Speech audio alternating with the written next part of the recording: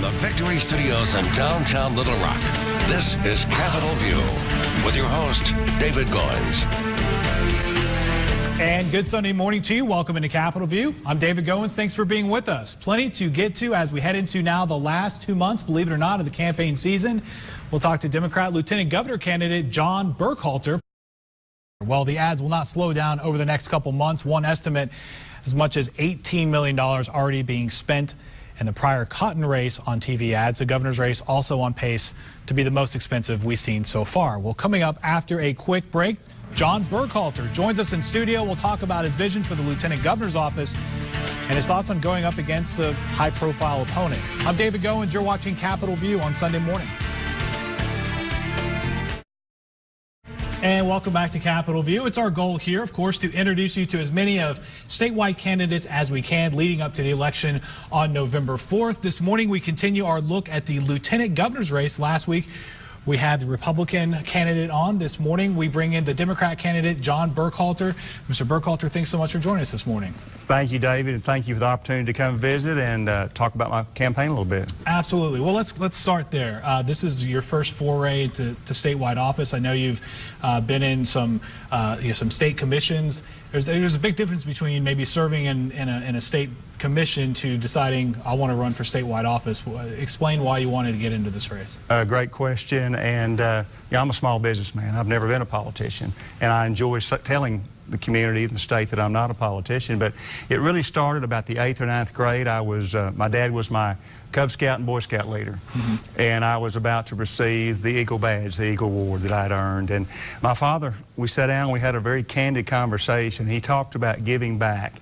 He's an Eagle Scout. He talked about what it meant to him and about giving back to the state and the community.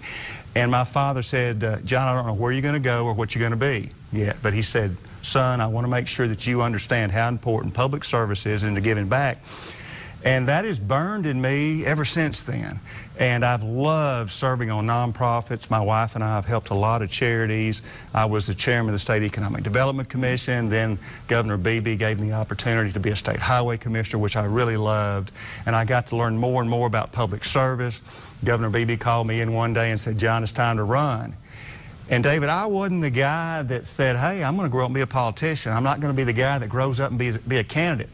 That really wasn't in my DNA. My parents taught me to get educated, make sure I got 4 sisters, make sure I take care of my sisters and take care of my family, buy a home, pay it off, because that could be the most fabulous investment you ever made. But Arkansas allowed me opportunities I never dreamed of. I never dreamed that I'd get a chance to start a business. I did get to build a business. I've been successful. And this is my way, another way that I can give back to my state. So Governor Beebe doesn't prod you along? Do you do this, or are you still at the Highway Commission? Well, I actually, I believe it was about July or so, I don't for sure, last year, that I actually resigned all the boards and commissions. Boards and commissions shouldn't have the burden of my campaign. You know, as you know, today politics can be tough. It can be rough. And, you know, I was on a hospital board. One of the toughest boards that I gave up, I was on the Pathfinder board in Jacksonville. I'd been on that board for 15 years. And that is for children and adults with learning disabilities. And I remember that night when I called Joan Zumwalt, who is a great lady, and that one put tears in my eyes. But I resigned the Highway Commission along with the UA Board of Advisors. I was the honorary commander at the 314th Airlift Wing at Little Rock Air Force Base. I resigned that. And I wanted to let the people of state to know I had a clear focus. See, I've got a plan. I got a great business plan. And my plan has to do with education, creating jobs, and a trained workforce. To me, that sounds anecdotally like someone who's running for governor. Why did you pick lieutenant governor's office? Considering the responsibilities of lieutenant governor's office, as we well know, is to simply preside over the Senate and serve as a governor when the governor's not in the state. Well, I'm a CEO, and I think that you know, and most everyone else know that's followed the race, is that I looked at running for governor. Governor Beebe, at my kickoff event where we had this great fundraiser and he spoke on my behalf, he said, John's ready to be governor right now. And we need to make sure the next lieutenant governor, because he is one heartbeat away from being governor, that person is prepared and has a plan. He's mature, he's seasoned. You know, I've never left my state. I've been here my whole life. I've been creating jobs and helping individuals and charities and nonprofits in my state for many, many years. And I think it's very important for the people of Arkansas to realize this person could become governor. And I am a CEO. I'm a job creator. I'm a guy that's got a plan and vision. Mm-hmm. One reality of this race is you're going up against an opponent who is not an incumbent of this office. There's no incumbent clearly right now, but he has name recognition, far more than I think you would acknowledge that you have. How do you overcome that over these next 60 days? Well, we've just similar to what we're doing today, we're getting our earned media, and I really appreciate the opportunity to come on. We've been on television about 8 weeks, and our name recognition has moved tremendously. And I'm going to leave that to the political pundits, but we are where we feel we need to be. We're going to win this race. We've got a message, we've got a vision, and our name recognition is probably higher than you realize. I know for a fact that we've moved up great in the polls, and I feel great about the future of the race. One of your Democrat colleagues, Keith Ingram, who's a senator from West Memphis, has proposed, along with a Republican senator, to dissolve this office next year. Why is that a bad idea? Well, I don't think it's really about do we need a lieutenant governor. It's about who is going to be the next lieutenant governor. And we need to make sure we've got someone with vision and focus.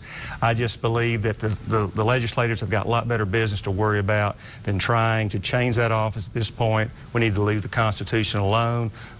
You know, we've got enough lawyers out there in business and in government.